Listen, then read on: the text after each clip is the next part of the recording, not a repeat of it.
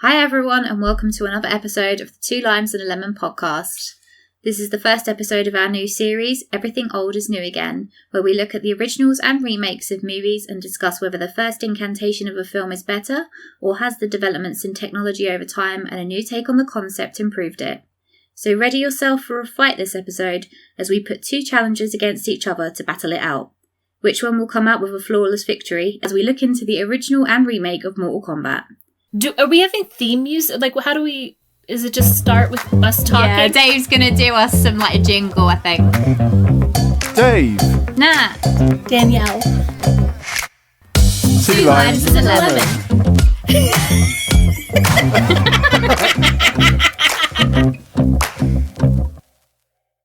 My name's Nat and I'm here with the usual suspects, Dave and Danielle. Say hi, guys. Hi, guys. Hello.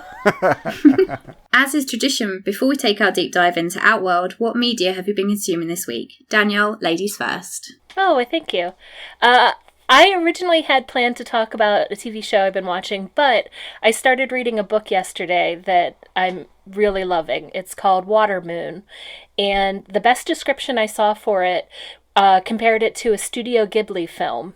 And so it's about this pawn shop that's not your normal pawn shop. People come in and pawn their memories and regrets. And so only people that need to kind of get rid of these things find the pawn shop. And I'm just into the start of it, learning about sort of what's going on. And there's a lot of mystery as to why this exists even. And there's a disappearance that now they're going to have to go out inside of this magical world that's part of this pawn shop to figure out where the missing person is. Sounds good.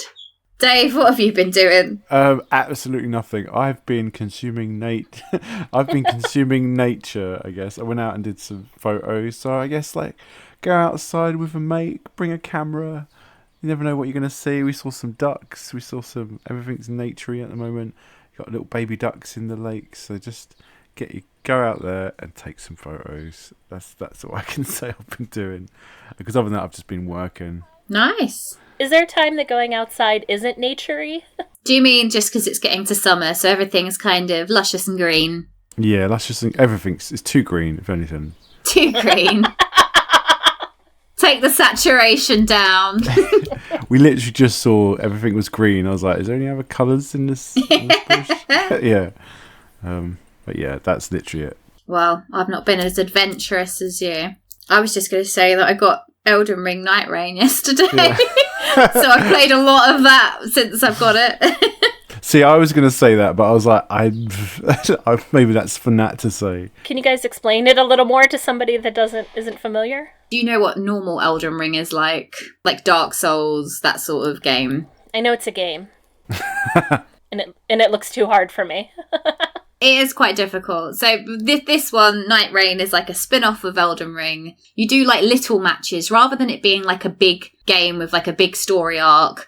You and two other people, whether you're friends or you just get matchmaked with randomers off the internet, you have like a certain amount of time before the day ends, and at the end of each day you have to go and fight a boss. So it's up to you to like level up that day ready, than knowing that you're going to fight a boss at the end of it.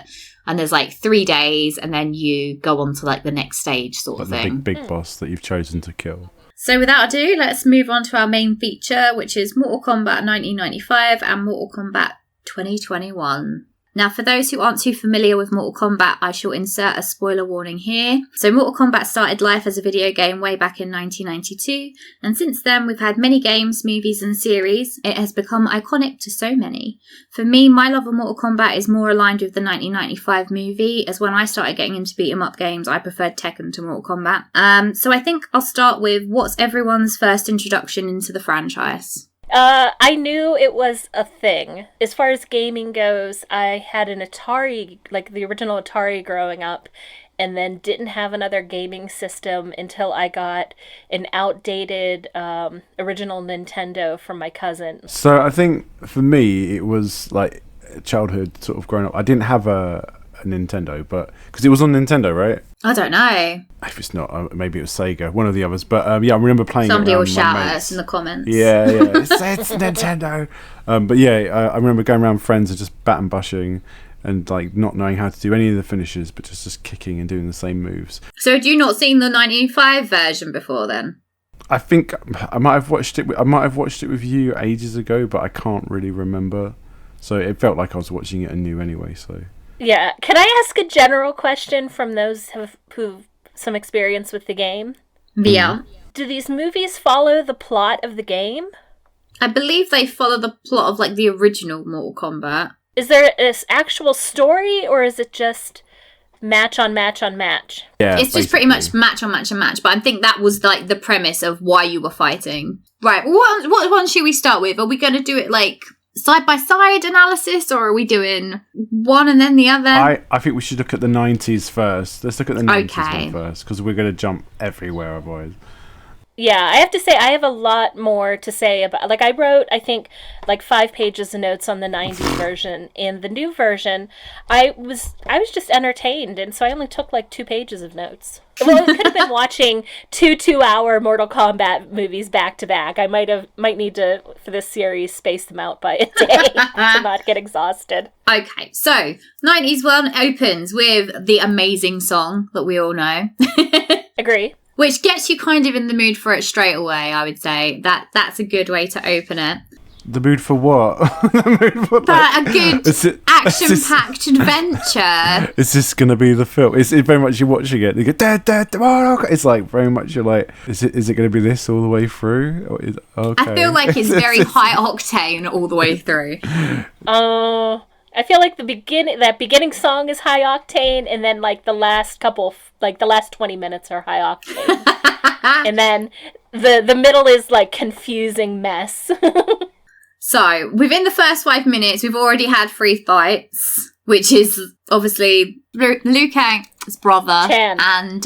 And we've had Sonya in the club, and we've had Johnny Cage on set. So, I think that is starting you up for, there's going to be a lot of fights. Yeah, it does give you a bit more understanding of those characters. Yeah, you kind of get. Well, I know we're not going to compare them both now, but I think it does a really good job of setting those characters up. Yeah, I think it introduces them really well. You know who they are straight away. Even from those first few scenes, you know exactly what the characteristics of these characters are. Yeah. Like, she's no nonsense. Johnny Cage is your, like, Joker. And Liu Kang is all about his family. Like, you don't need more than that. You know who they are. It's like, you're out for revenge, you out for yourself, and yeah. I can't remember why you're here. She's out for revenge as well, because Kano killed her partner. There's 2 revenges and a prove yourself. Yeah.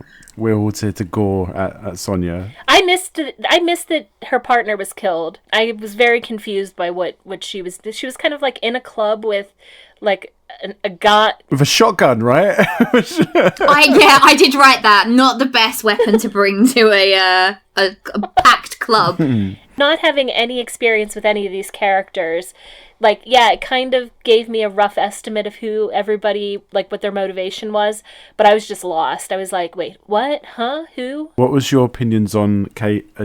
Raiden. Raiden, sorry. Raiden. Yeah, the Lord of Lightning and Thunder.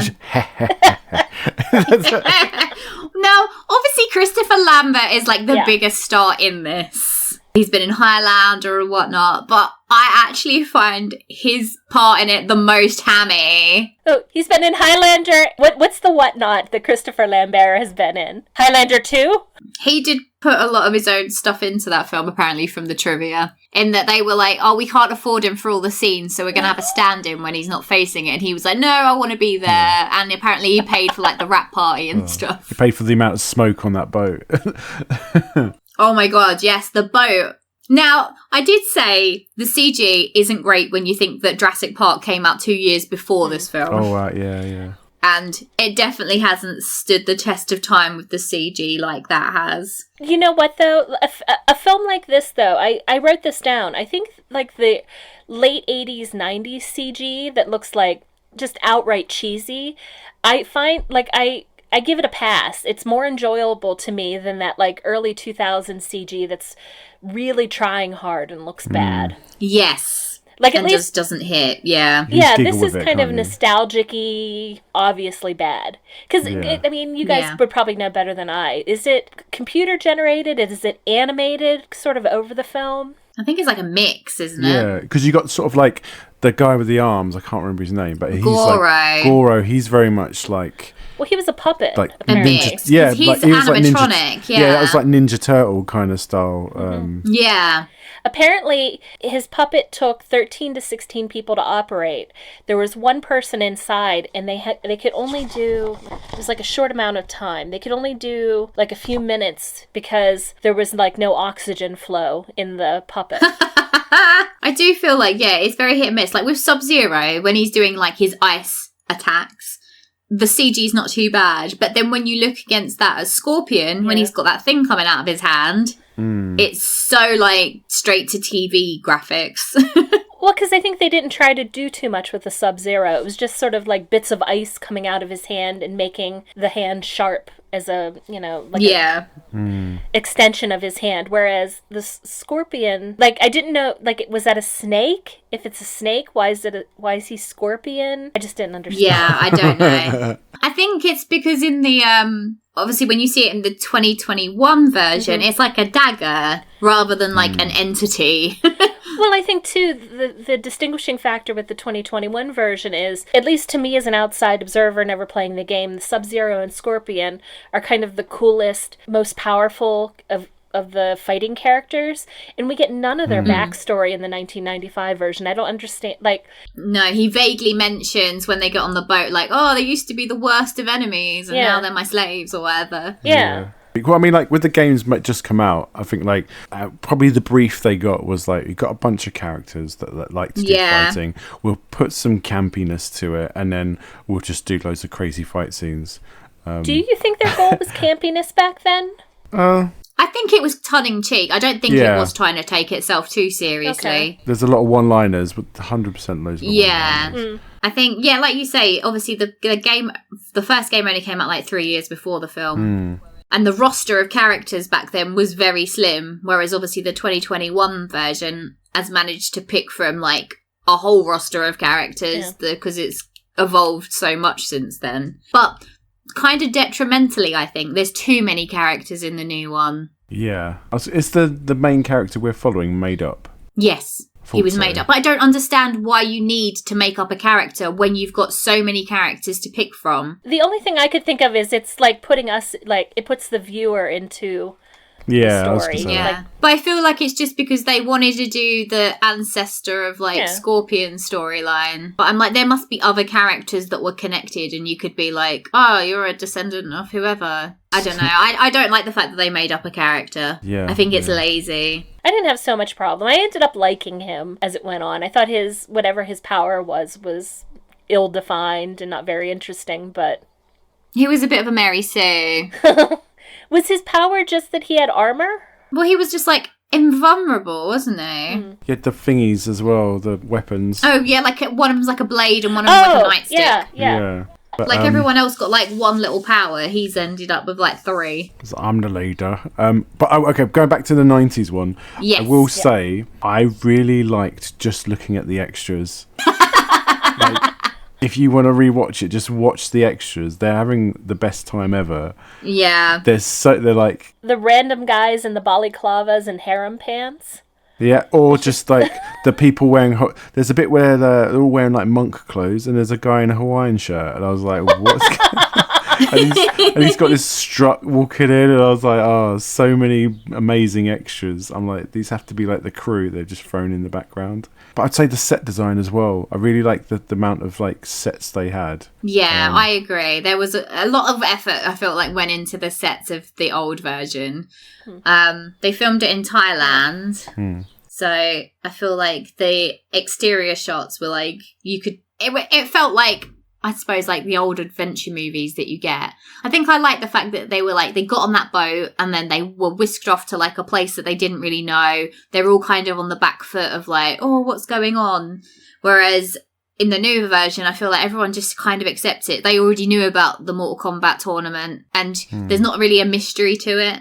Yeah, it was just like go fight. I guess like with this one as well, in the old one, it was very much like they go have to fight someone on an island, and you get those one-on-one fights. With the new one, it was kind of like, oh, we're just gonna fight you now. Because they didn't get to the tournament in the new one. There isn't even a tournament, really, is there? It's just this is like a prequel to the tournament part. Yeah, and then they have to put a little bubble around so they could train a bit. So it's like with the original one, though, I didn't understand the rules of the tournament because there were certain matches where there was a crowd, and then there were certain matches that were just like the Scorpion versus Johnny Cage match, where it was just like they'd found each other and decided to fight. So I didn't quite understand. I feel like the Johnny fights were very unfair. I feel like out of everybody, he got the worst fights. He got Scorpion on his own that went from like the forest to like hell. Yeah. And then he got the Goro fight, which obviously was like he was nuts. Kind of unprepared for, even though he like bossed it. But like Sonya only had that one fight with Kano, which is just at the end of the day, he was just human. Like, and then Liu Kang, he did have the fight with Sub-Zero, but he had like the katana fight, which was barely a fight because she was like telling him all the rules. Fight that random guy at the start. Yeah, and that random guy. Yeah, I don't know who that was.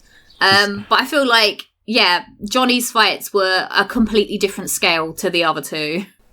He was good. I think they were good fighting. But I also felt like he struck me as an actor who had learned how to fight, whereas the Liu Kang fights looked like either a stuntman or somebody who did fighting, like, outside of this film. He was the stunt coordinator. Yeah, like, just like, everything looked a lot more like a dance, almost, with the Sonya and Johnny Cage fights, whereas, like, by the time we got to the end, and there was, like, first that fight with the random guy, the guy in the green outfit, and then there was sort of the boss fight and the fight against all of the people that Shang Tsung, is that his name, took into him.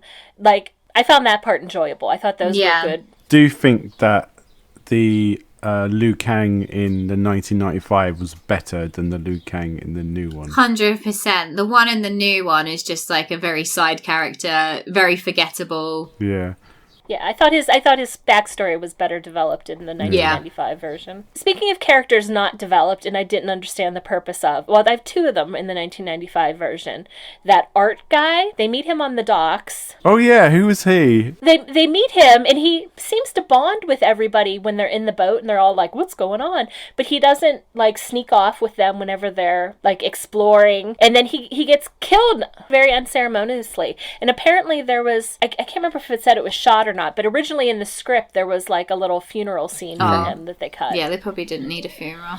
The other character I didn't understand was Katana. Was she good? Was she bad? So Katana is inherently good. She's a much bigger character in the games, and in the 95 sequel, which is Mortal Kombat Annihilation, she becomes a main character. But she is the daughter of the Emperor that we never see? She's like his stepdaughter, I think. Okay. I don't think he's her actual father, but I might be wrong with that though, because she's not my favourite person. But she has like a twin sister who is evil. Oh, okay. Which is Melina, is that right? Oh, is that the character that they never name in the 2021 version, but is just... With the weird face? Yeah. I'm sure that's Katana's sister. Like, the family tree goes everywhere. I'm probably getting all this lore wrong. However, you do see Katana's fan in the 2021 version. It's on like a pedestal in the cave. I thought you meant like her like super fan, like Katana. Oh no, like she fights with. Oh yeah, because you don't actually see her fight with a fan in the original, do you? She doesn't do much at all. Okay, well her weapon of choice is like metal fans. That's what she fights with, and there's one of those displayed. She's like the fight whisperer. She's like, do this. Yeah. Do that. Yeah, use like why don't you just say like throw water at him? Why has it all got to be if you're already breaking the rules by telling him what to do, how to defeat him? Just say throw water at the Iceman. It was the thing that gives life. And then he gets like this sorcerer's apprentice bucket. Very like tiny looking bucket. I will say they don't understand the word flawless victory, because flawless victory means they haven't been touched, right? Yeah. Yes. So the only one that is actually in the film apparently is the Johnny Cage and Goro fight. Flawless victory. That is apparently, I looked it up, that's apparently the only flawless victory that's in whereas there. the others, it's like, that's not flawless Where victory. where he falls into the split and punches him between the legs. Yeah. Yes. That fight. That one, yes, where he breaks his $500 sunglasses. Speaking of Johnny Cage fights, it was so 90s. Johnny, battles in, business casual attire. He's got, dress pants and a button-up. What was I going to say? I love a film where it's not a romance film, but I like a little hint of romance in it. So for me, I love the Johnny Cage and Sonya flirtation. It felt very one-sided to me, and then at the end, it was, they were all coupled up. It was strange. Well, they got her in, Xena Warrior Princesses, spare clothes, yeah. I think that's a sci-fi trope, though, because you have, anytime a woman gets kidnapped by a baddie, they immediately put them in sexy outfits. Do a hair up. Leia in her bikini. Sonya in whatever she's doing. I do feel like it was very Xena and Hercules-esque though. When there's that fight scene where they go down into the dinner table room after Goro and Kano have been there, and then all the extras turn up to fight them. It is very much everyone's waiting for their turn. I will say, there was a moment in that I did enjoy, because it was, the fight was happening, and I thought, all right, finally, we're getting into, a big fight scene, and then it was, kind of too short, and I was like, what? Oh, too short. And then they looked, and there were, a whole bunch of other people waiting to fight again. I was like, oh, that's clever. I did like the fact that was, the only fight that they did where they were all together. Yeah. So it wasn't, separated. That was the only one that was, a big fight scene. Because, even when Liu Kang and Johnny Cage are with each other later on when they go to Outworld to save Sonya, Liu Kang goes off to fight Reptile, and I don't know what Johnny Cage is doing. He's clearly just, sitting around outside. Yeah, we were thinking that. We're like, where's Johnny Cage? Is he going to help out? It's like, no, it has to be a one-on-one. No. One-on-one, please. He must just be, watching from the doorway or something. Taking notes. I feel like both have different... If we look at the 2021 version... They've definitely got different tones and style. There's 100%, it's more serious. The drama's up there. There's less humor. There's a bit of humor. Well, I would say the Kano sells the film in that for me. He is Johnny Cage, basically. He even says some of the same lines as Johnny Cage. Yeah. I feel like I definitely enjoyed the 21 version more than the 1995. Well, I thought the 2021 version had plot, whereas I was constantly trying to figure out the plot of the 1995 version. And if we got plot, it was always somebody just telling us the plot. The movie didn't actually show a plot. It was somebody saying, oh, well, and then giving a 5-minute monologue about it. You need to go beat the 3 things in the Black Tower. It's like, what? I would say that the opening scene of the 2021 version, amazing. I love that scene of Scorpion and Sub-Zero. If they could have just stayed in that time period for the whole film, I would have been a happy camper. As soon as it goes to modern day, I'm like, oh, I would have preferred to stay back then. That scene is perfect as an intro to it. A lot of it can come down to the actor they had playing who becomes Scorpion. I thought he lent a lot to it. It's all done in Japanese, but, with the shorthand, I got some connection to that character. I knew that, he had this family that was important to him, and his wife and child dead, and then that propels him on. I will say, if we're jumping to the next one, the one question I did have in that scene was, how long did it take that man to get 2 buckets of water? Because so much happened between him being sent off to get 2 buckets of water and him coming back, and his entire family was dead. Oh, yeah. He's like, can't leave you alone for 10 seconds without getting killed. I did like the how she was using, obviously, his weapon as the trowel to do her gardening. So I was like, oh, I like the link that he would then have kept that as a memento of his wife. I thought that was good. Can we close out 1995 real quick, though? The one thing I think would have added some emotion to it is because at the end, I forgot his name already, the main bad guy brings up this bunch of people that he has killed to fight it for him at the end, because that's his thing. He takes the souls and the power of all the people that he's killed. And I thought it would have been a much more impactful ending if he had pulled up Liu Kang's brother, and Liu Kang had to fight his own brother. Instead of that, like, kind of weak scene where Liu Kang's brother is like, I am your brother. And then I don't remember because I watched so much Mortal Kombat last night, late into the night. I wrote, WTF was that ending? So can somebody remind me why I would have written that? Oh. So basically the Emperor pops out of the top of the, monastery or whatever it is, and says, like, you fools, I've come for your souls. And then they all get into a little fighting stance, and then the music starts. But the next film does pick up exactly where that film leaves off. So it leaves you on a very big cliffhanger. But, I mean, the next film, they kill off Johnny Cage within the first 5 minutes. So it ruins it completely. Spoilers for Mortal Kombat Annihilation. So before we move on to the second one, you usually get the box office. Did it do well enough? Like, was there a draw to get? So... it was a £20 million budget. $20 million. I always say pounds. It's okay. Dollars budget. And it made 122 million. So it did very well at box office. Did you look up the Annihilation ones to keep up the momentum? I didn't. I don't even know if that came out the cinema, honestly. I think it was so bad that it might have done. I just don't know. So, are we heading back to the 2021 version? Yeah, apologize for taking us back, but I thought we should finish out. That's all right. Did you want to rate that one before we do it, or are we doing both at the end? We'll both at the end. Okay. We'll do a thing at the end. In line with what you were saying, I noted night and day how much better the fight scene was at the beginning of the second film. Like I fully agree with you. It had me like hooked. Yeah. It was a lot more brutal as well. Oh yeah, it's definitely got the R rating this time. Well, I think that I saw something that they had to get a PG-13 rating, which I don't know what that translates to the ratings in the UK, but I think that's a 12.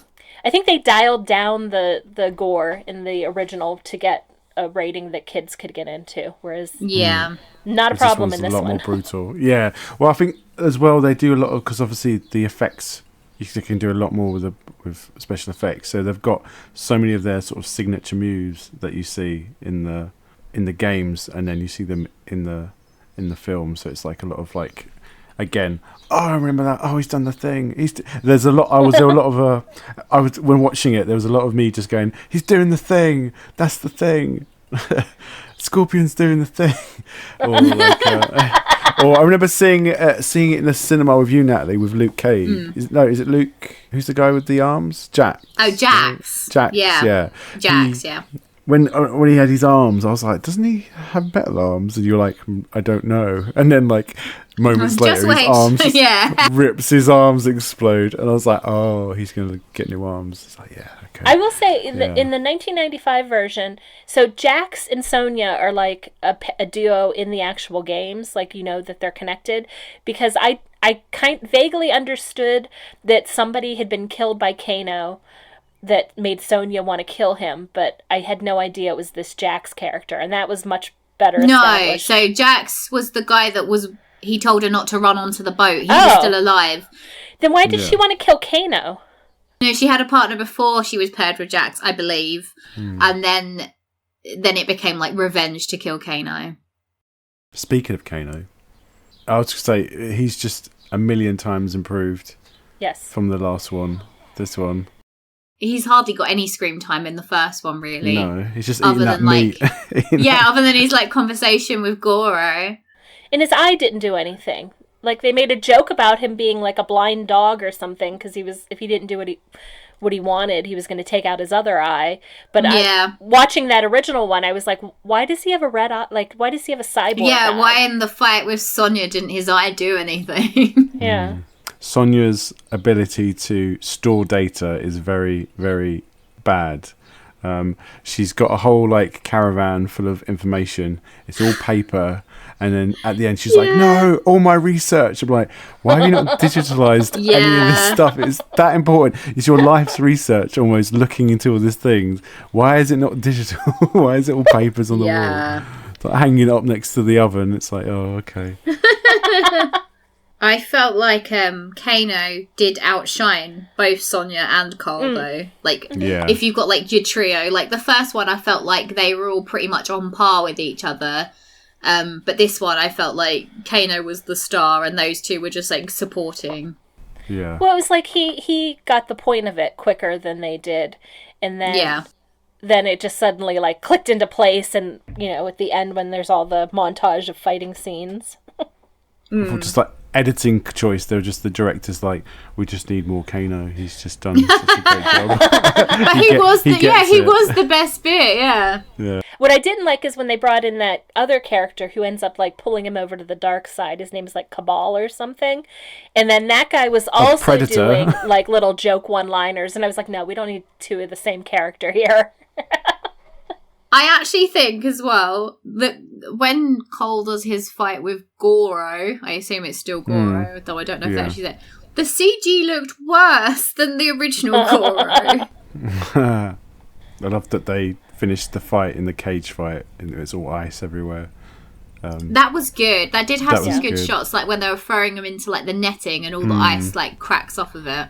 In general, I thought that the Sub-Zero between the two films, like doing it with today's technology was really enhanced. I like that first scene or the first modern scene with Sub-Zero, whenever he's coming after Cole, and he does like where he makes the ice go and is kind of like lifting it up and throwing it at things. I thought was very neat, and just the setting of that last fight where they're in the gym and everything has become sort of this ice palace was really cool.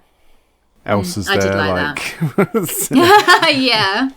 I think also the difference for me was when I watched the 95 version way back when, I love Sub-Zero. I was like, wow, that's really cool. But then watching this movie, it's completely different. I'm like, wow, Scorpion, he's doing it for like his family. I love Scorpion. Like I've completely like flipped who I like. I will say, I think that's the thing I would maybe like in subsequent films they'll get more of it out of it. Like the people who are fighting for the other world. Like, why? I'm kind of interested in what the... Like, is it the same... What, the Outworld people? Yeah. They're fighting because they want to take over Earth into their realm, isn't it? So that they can then have dominion over Earth realm. Right, but isn't Sub-Zero human originally? Because his name is like Bin Khan or something like that whenever... Bihan or something. Yeah, when he fights... But when in that initial fight... Yeah, I think he was, but I don't think he is anymore. I think he... But then they're not really in the tournament yet, are they? But then you're right, because he's going after the people with tattoos. So yeah, unclear. But I don't want to, I don't want to jump the gun, and you can cut this out if you were planning on doing a big reveal. But there's a sequel coming out this year. Yes, that's right. I am quite excited for it, to be fair. And going into last night watching these, I wouldn't have thought it, but I'm excited to see it too. Like, oh, good. Thank you for bringing Mortal Kombat 2021 into your life. What if you had to play Mortal Kombat, Danielle? Who's your character? Who are you picking? Would I pick? I mean, it feels like Scorpion and Sub-Zero are the strongest characters, right? Like everybody else is kind of meh. Yeah, but you might go, oh, I like Lizard, I'll play him. Oh god, Reptile, yeah. Reptile, yeah. That's a playable character? Yeah, Reptile they're all playable characters, those ones. Speaking of the game, I had a question about the game. Okay. Is Mortal Kombat the one where they pull the spines out? Yes. Yeah. Why didn't they do that in either of these films? Well, obviously the first one they were trying to keep that PG-13 rating. But they could have done it in this one. This one did have some gory deaths. As somebody who, like, has almost no knowledge of the game, that was the one thing I was looking for. Like, I know that thing. Why doesn't somebody pull a spine out? Yeah, or like the X-ray vision where it's like all your bones crunching. Oh, I didn't know that. That's like yeah, the they new have one. like if you do like a good attack, then it like goes into like an X-ray vision of what it's doing to like their internal organs. I was looking up clips last night on YouTube to see if I could just like see some Mortal Kombat game clips to inform myself. And there was a clip from Annihilation, and it looked like Mighty Morphin Power Rangers action scene. Yeah. Yeah, it really is. Maybe I should have told you to watch that one as well. Stick 'em all on. Do you know what I do think it was missing though? Scorpion and Sub-Zero having like their iconic blue and yellow outfits. Oh, because he kind of had like a silver look, didn't he? Yeah, everyone was very like gothic dressed. Like it was all like dark tones. And I'm like, yeah, but they've always had those like iconic blue and yellow outfits. But they kind of do in the poster for it, don't they? Because it's like a split screen of the two of them, and one side's blue, one side's yellow. Also, they did film it during COVID, so kudos to them, I suppose. That's why they have that barrier come up. Yeah, to keep them in their little bubble. Maybe that's why the tournament didn't happen, because of having larger crowds during COVID times. Well, apparently they were going to go and actually get Johnny Cage at the end of that movie, but because of COVID, they were like, no, we're not going to bring in any more people. Well, they had the film poster. The poster, yeah, Oh, yeah. like just like from his waist down, so we have no idea what he looks like. Yeah, we'll cast him later. Who was we'll start our like favourite parts. Who was your favourite character from the 1995 version? Goro. just because of the amount of times where he puts his hands up in the sky and he's like, yeah. There's like at least 4 shots. It's like, what kind of movements can Goro do? Well, he can punch and he can raise his hands up in the sky. We could lift that man up when he killed him. Lift that man up, yeah. Yeah. I think mine was Johnny Cage. Yeah, that was my favourite. Thought he was like fairly charming in an early 90s sort of way. Yeah. Who was your worst? Probably Christopher Lambert. Yeah, that's what I put, Raiden. It's because he just his laugh. He's I'm like, I don't know what you're trying to do. Like, I don't know why choices. Like Raiden's like meant to be like a serious character. I think he had a bit of artistic license to make him funny. I didn't realize till the end he wasn't human. Just wait, Raiden isn't human? He comes in with like lightning at the beginning. Everybody has little abilities. How do you arrive in a room with Danielle? And who is your favourite 2021 character? Kane. Is it Kane? No, what's his name? Kano. Kano, yeah. Yep, same. I think Scorpion. Nice. I'm trying to think who I didn't like in the sequel. Oh, I put Cole Young. Oh, God. The one we were supposed to be. Sorry, main character, but get out of this movie. No, you know who I don't like is that guy who like hires him for boxing matches. Who's like, come on, you're at the end of your rope. $200 a match. You want that $200, do you? Get in the ring. You know who I wanted more out of was the guy with the hat. Like, I didn't quite understand his arc. Mr. Longface. Yeah. But I'm like, when his ability became like, oh, you've got your ability now, did it just produce a hat?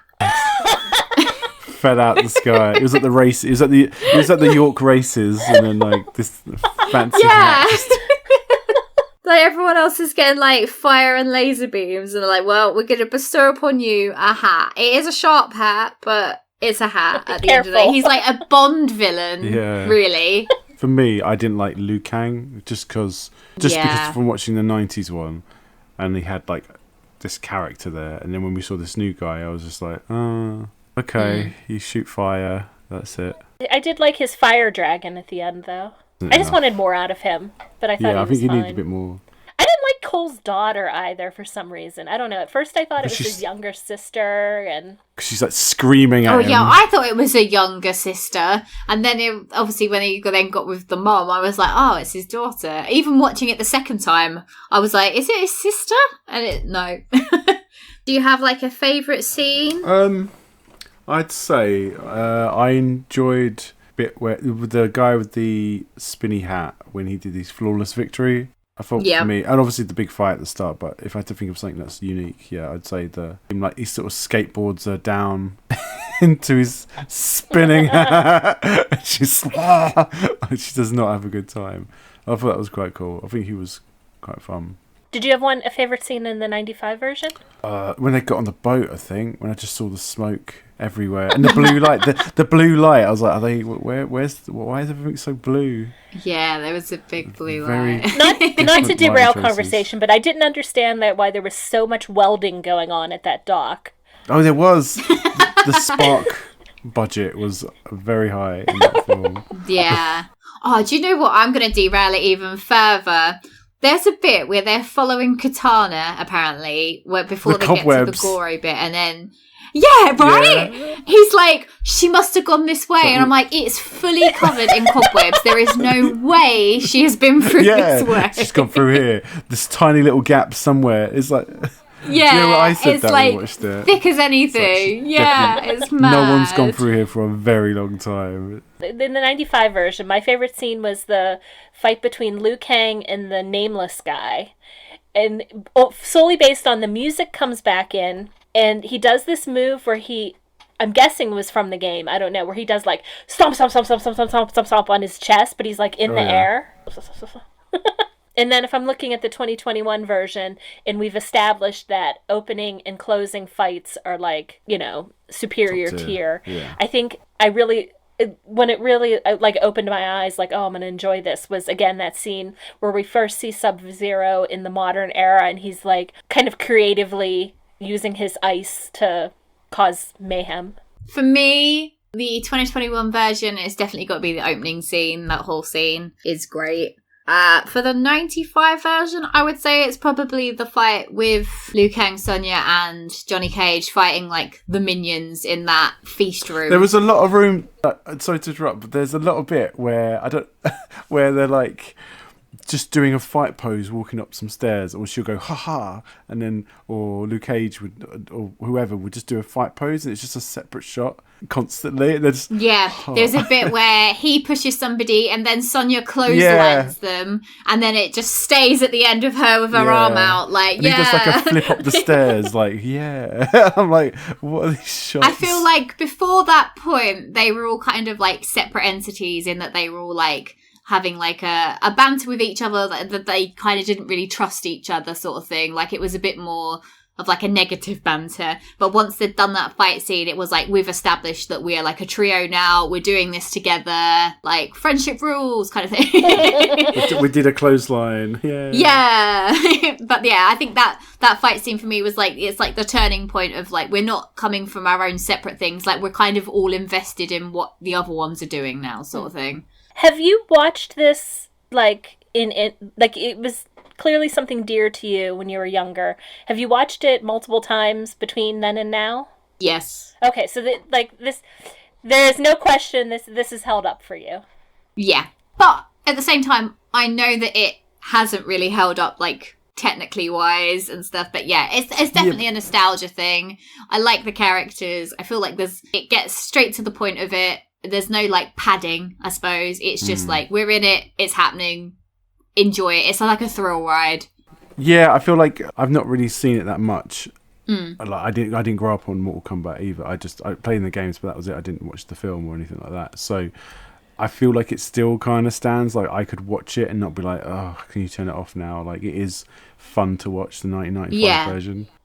It's not like, oh, I've got to get through this. How many is it almost over? It kind of finishes at the right point as well. It's not too, it doesn't drag out too long. Yeah, it's quite good. It doesn't take itself too seriously. It is just like a fun piece of cinema. I don't know if it's one that I would reach for again. Like I think I have other movies that sort of hit those types of notes for me. I know they're kind of cheesy and nostalgic. Didn't hate it, but I don't know if that I'll go back to it. Like, if somebody said to me, like, do you want to watch Mortal Kombat? I would always go for the 95 version rather than the 2021. Even though the 21 isn't bad at all, I would still pick the 95 version. It's just, to me, it's just more of a, like, sit down and enjoy it if you've already seen it kind of film. Have a laugh with it, yeah. Yeah. Oh, see, I think I would recommend the 2021 as, like, a surprising, like, fun action film. Yeah, I would give it to someone to watch if they've not seen it before, but I wouldn't sit down and go, oh, let's watch the 2025 version of Mortal Kombat. So I suppose that brings us to scoring. Who wants to go first? Are we scoring them as together or? No, are we separately. Okay. I would say 1995, I'll give it 3 limes out of 5. And 4 limes out of 5 for the newest version. Just because it's just technically just gone up. So as a remake, I would say it's better. Okay. How about you, Danielle? I say two lemons for the 95 version and 4 for the 2021. And if the two films were fighting for me, the 2021 wins. Okay, and I've gone for the 95 version, 4 out of 5 limes. And for the 2021, 3 out of 5. So 95 is kicking 2021's butt. Flawless victory. Yeah, flawless victory in my eyes. In terms of the voting system here, it hasn't won. I suppose, it would have to be a 5 out of 5 for a flawless victory. Look, to be fair, I was really not looking forward. I expected a lot worse and was pleasantly surprised that it wasn't completely excruciating for me. So, there we have it. Mortal Kombat remake and retro, I suppose. So next week, are we going to Danielle's Choice next week? We will see you then for another episode. Goodbye. Bye.